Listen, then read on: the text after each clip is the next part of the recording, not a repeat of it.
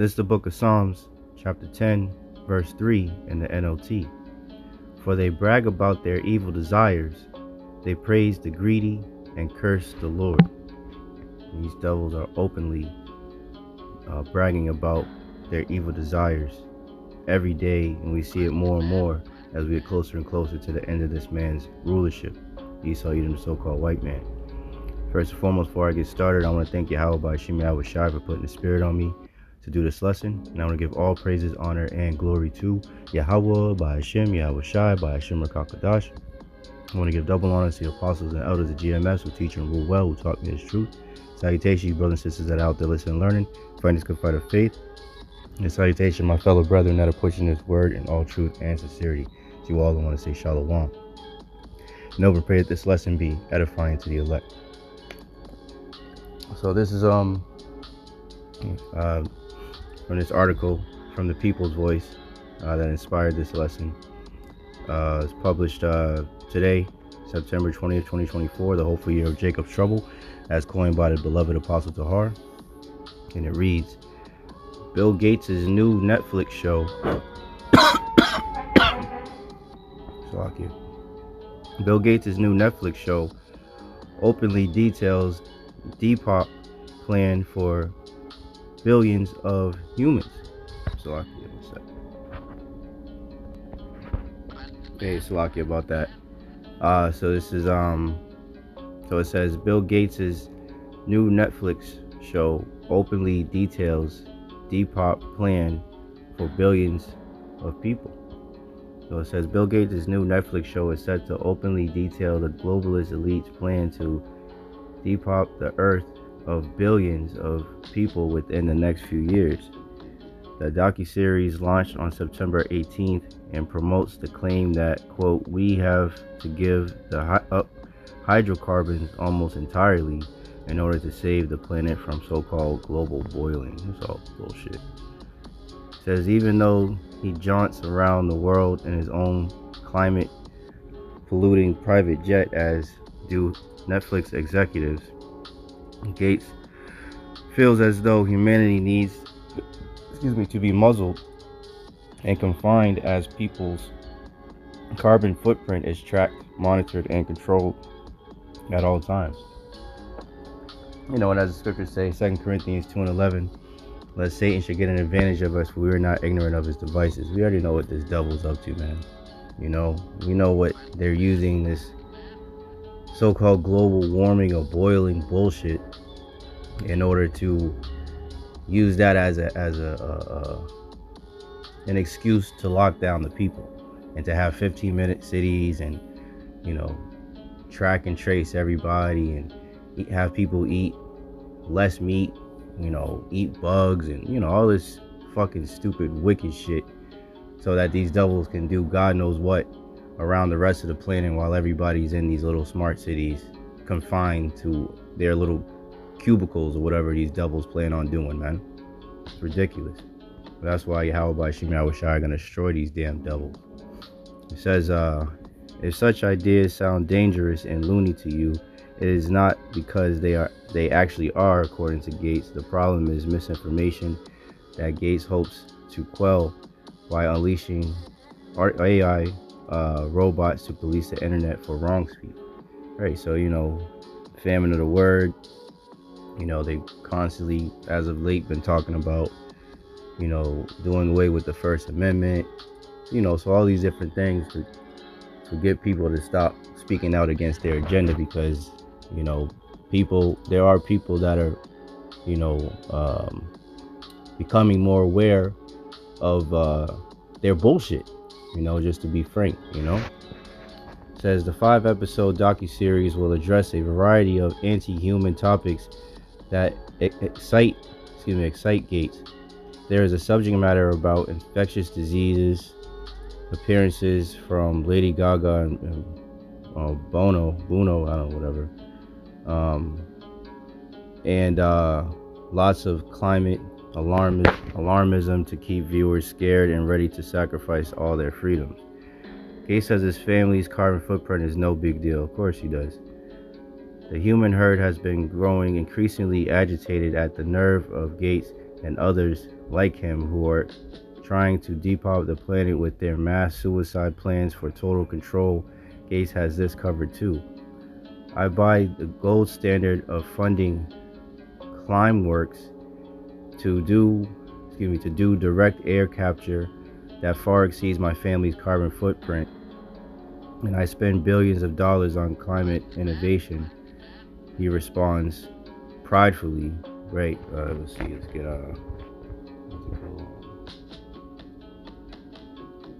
pride. Let's get that.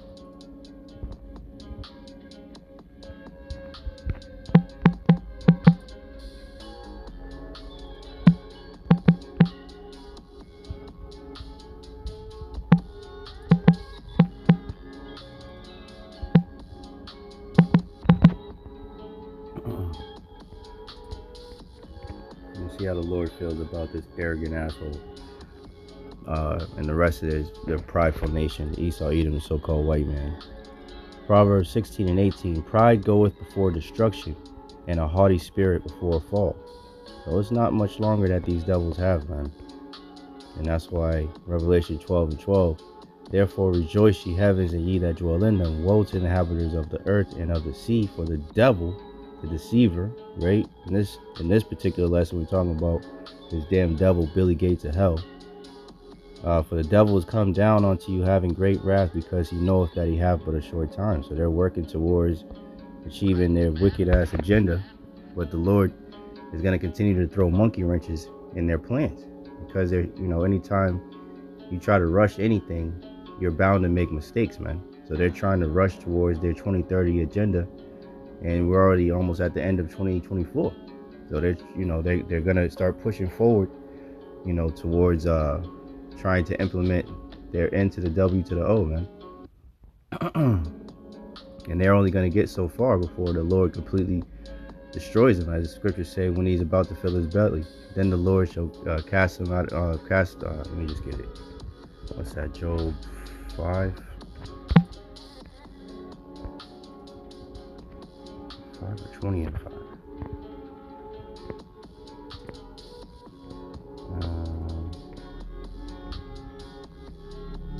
I'll read this sentence here though.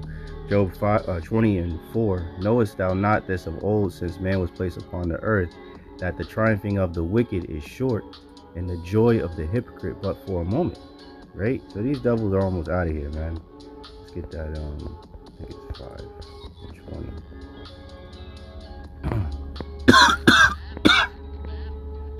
Here we go. Job 5 and 12.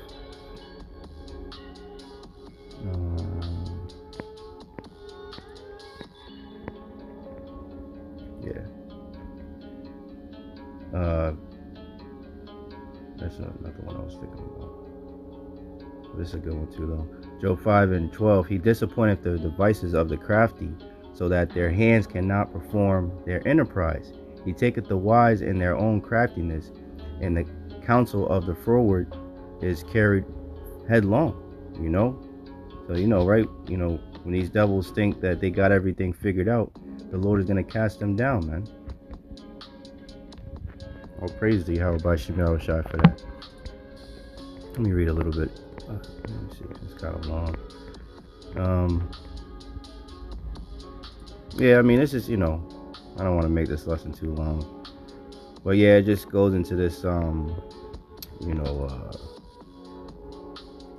Netflix thing where this devil is going on and on about what he plans on achieving, and, all this wickedness that he wants to push forward in the earth, man. Yeah, so that's pretty much it. Let me get a couple scriptures, and that'll be the lesson. This is why, knowing that these devils are gonna come down with great wrath, should always pray that Yahawashi will have mercy on us and keep us, from these damn devils, man, when they start coming down with that great wrath, man.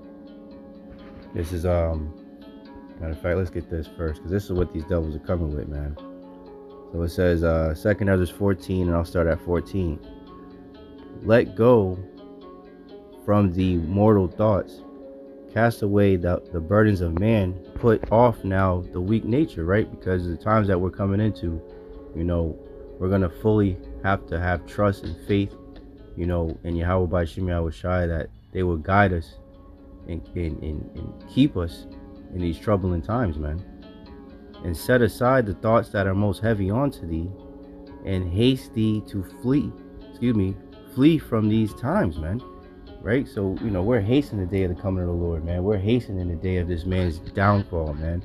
Esau, Edom, the so-called white man, for his absolute destruction, annihilation, and captivity to come forth, man. And we look for new heavens and new earth wherein dwelleth righteousness, man. So as we're praying and hastening the day of the coming of the Lord, we're hastening Esau's downfall and hastening, the rise of Israel, man. Kwam Yasharallah, man. 16, it says, for yet greater evils than those which thou hast seen happen shall be done hereafter.